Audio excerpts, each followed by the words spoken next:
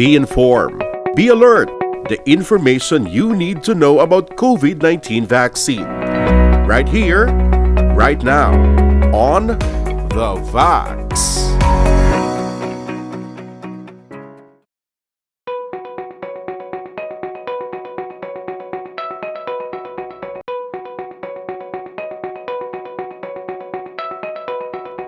Ako bilang, actually pagawa na ako ng presidente sa Iloilo Medical Society, no?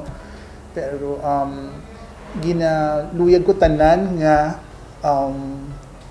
waay sang allergies sa bakuna, no? Kagluyag nila maprotektahan nila ang mga pinalangga nila sa ila panimalay, no? Kag waay gid kontraindikasyon na magbaton sang bakuna, magpabakuna sila.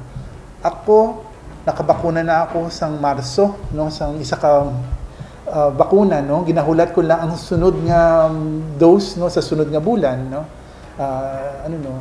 Pero nagapati ko kasi nga makabulig ang COVID-19 vaccine, no, maprotektahan ako, maprotektahan ang akong mga pinalangga sa balay, no, maprotektahan ang akong komunidad man din, So ginahikayat ko kamo na magpabakuna, no, sa laban sa COVID-19. Particularly kapag waay ka mo kontraindikasyon, no, na hindi ka mo bakunahan sa bakuna.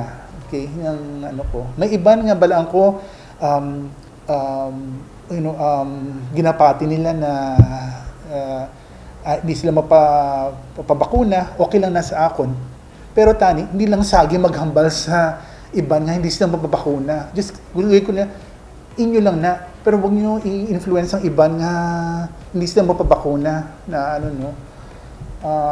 balaan man namon nga, of course, risk though, may risks man tayo. Kita nga kung mapabakuna, may iba na may severe reaction, nga tabo. But pwede kagamay lang to na natabo lang to sa ilan na Pero sa kadamuon sa mga tao, mas nakabulig pa nakabaton sang bakuna laban sa COVID-19 or any balatian na pwedeng malikawan kung mapabakuna.